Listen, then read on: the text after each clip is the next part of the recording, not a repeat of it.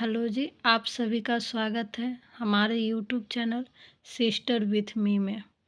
आज हम लोग पढ़ने वाले हैं आरोग्य दिवस से संबंधित सवाल। तो पहला सवाल है, टीकाकरण में कितने तरह का सिरिंज इस्तेमाल किया जाता है? तो टीकाकरण में 3 प्रकार का सिरिंज इस्तेमाल किया जाता है। तो कौन कौन है? तो 0.1 ml, 0.5 ml और 5 ml। तो 0.1 ml का जो सिरिंज होता है वह BCG और FIPV देने के लिए होता है। दूसरा नंबर है 0.5 ml। तो 0.5 ml का जो सिरिंज होता है उससे हम लोग देते हैं PCV देते हैं, पेंटा देते हैं, MR देते हैं, JE देते हैं, DPT देते हैं।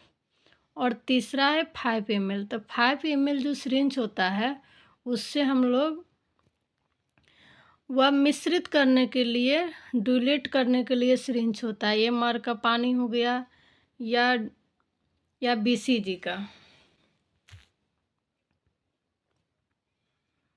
दूसरा नंबर सवाल है, लेफ्ट आउट एवं ड्रॉप आउट को परिभाषित करें।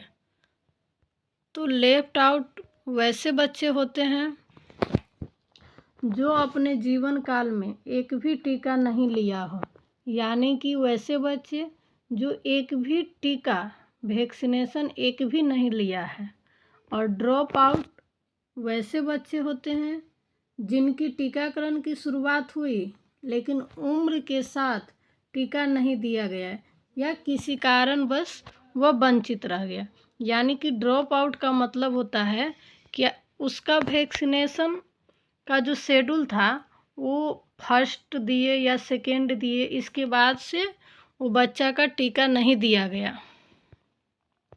जैसे कि कोई बच्चा है ड्रॉप आउट का, तो पेंटा फर्स्ट पड़ा और वो अभी 1.5 साल 2 साल का हो गया और उसको जो रूटीन इम्यूनाइजेशन के तहत एक भी टीका नहीं पड़ा, फर्स्ट देकर उसके बाद नहीं पड़ा, तो वैसे बच्चे ड्रॉप आउट में आएंगे। और लेफ्ट आउट में वैसे बच्चा आता है जिसको एक भी वैक्सीनेशन नहीं किया गया है उस बच्चों को। तो समझ गए होइएगा। अब जो अगला सबसे इम्पोर्टेंट सवाल टीकाकरण के लिए है कि टीकाकरण के मुख्य 4 संदेश कौन है क्रम से लिखे। यानी कि अगर किसी बच्चे का अगर हम टीकाकरण करते हैं तो उसके गार्जियन जो आते हैं, उसके अभिभावक, तो हम उसके अभिभावक को क्या संदेश देते? तो सबसे पहला है कौन सी वैक्सीन दी गई और वह किस रोग से बचाव करती है। यानी कि किसी बच्चे को हम अगर BCG की वैक्सीन दिए तो उससे हम उसके गार्जियन को ये कह सकते हैं कि आपके बच्चे को जो हम अभी वैक्सीन दिए हैं या टीका दिए हैं वह TB या तपेदिक, हिंदी में उसको तपेदिक करते हैं, तो TB रोग से बचाव के लिए दिए। तो फर्स्ट तो समझ गए।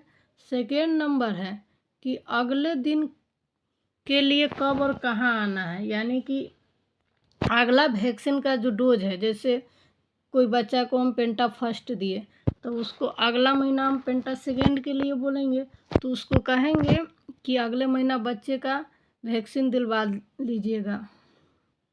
कहीं भी अगर टीकाकरण हो तो वहाँ जाकर दिलवा लीजिए। तीसरा नंबर है कि अगर हम टीके दिए तो उससे कौन से प्रतिकूल प्रभाव हो सकते हैं और उनको कैसे निदान करें। तो ये तीसरा नंबर जो है, जैसे हम टीका दिए सो उस टीका से क्या प्रतिकूल प्रभाव हो सकते हैं और उनको कैसे निदान करें। तो ये बताना है कि अगर कोई भी बच्चे को अगर हम पेंटा फर्स्ट दिए हैं तो उससे बुखार आने का चांसेस होता है, और अगर जिस जगह पे हम सुई दिए तो उसको ठंडा पानी से सेकना होता है। जैसे पेंटा फर्स्ट दिए तो उसे बाएं पैर के जांघ में जो देते हैं तो उसको ये बताना पड़ता है कि उसको ठंडा पानी से 2 घंटा के बाद से कम 6 से 7 दिन ले उसको सेकिएगा। और पैरासीटामोल का जो टैबलेट देते हैं तो उसे कैसे देना है उसके बारे में बताएंगे उनको। फिर चौथा नंबर है टीकाकरण कार्ड को सुरक्षित रखें और जिसे अगले टीकाकरण के साथ लाए या अपने यात्रा के दौरान साथ रखें। यानी कि कहने का मतलब है टीकाकरण कार्ड जो है उसको आप अपने पास रखिए। जब भी बच्चे के टीकाकरण के लिए जाते हैं तो उसे अपने साथ लेकर टीकाकरण जाए। अब आगे है एमसीपी कार्ड का पूरा नाम लिखे। तो एमसीपी कार्ड का पूरा नाम होता है mother child protection card, mother child protection card. इसके बाद है आरसीएच का पूरा नाम लिखे। तो आरसीएच का पूरा नाम होता है रिप्रोडक्टिव चाइल्ड हेल्थ। इसके बाद आता है VHSND का पूरा नाम लिखे। तो village health sanitation and nutrition day, Hindi में अगर कहे तो ग्रामीण स्वास्थ्य स्वच्छता एवं पोषण दिवस। इसके बाद है NCD का पूरा नाम। तो NCD का पूरा नाम होता है नॉन कम्युनिकेबल डिजीज। तो नॉन कम्युनिकेबल डिजीज को हिंदी में गैर संचारी रोग भी कहते हैं। और गैर संचारी रोग क्या होता है?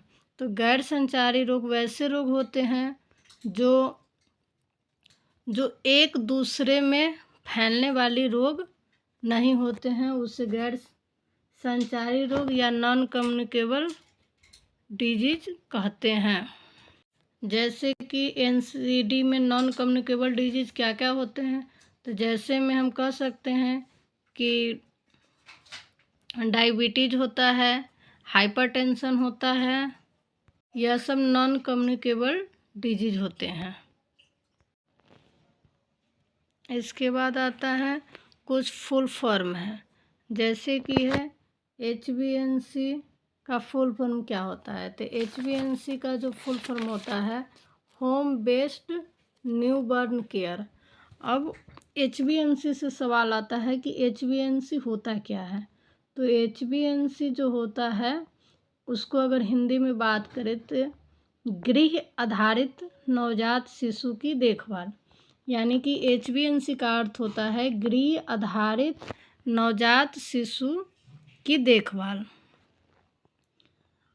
और HBNC किसके द्वारा होता है?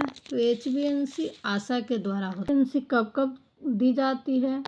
तो HBNC जन्म के बाद तीसरे दिन, 7वें दिन, 14वें दिन, 21वें दिन, 28वें दिन और 42वें दिन।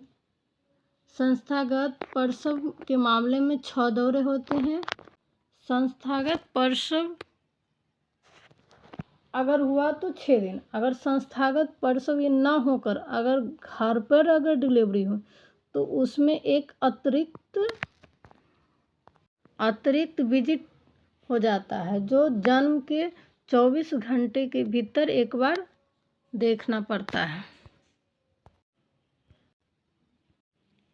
कब कब दिया जाता है HBYC? 3 माह पे, 6 माह पे, 9 माह पे, 12 माह और 15 माह की उम्र की में यह देखभाल की जाती है आशा के द्वारा और यह 5 विजिट होती है।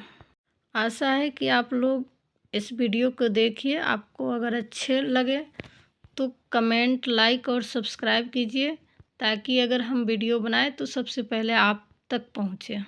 अगर ANM से रिलेटिव किसी भी ऐप से संबंधित अगर कोई समस्या है तो प्लीज़ आप कमेंट में बताइएगा। हम उस पर ज़रूर, किसी भी ऐप पे अगर आपकी समस्या है तो हम उस पर वीडियो ज़रूर बनाएंगे।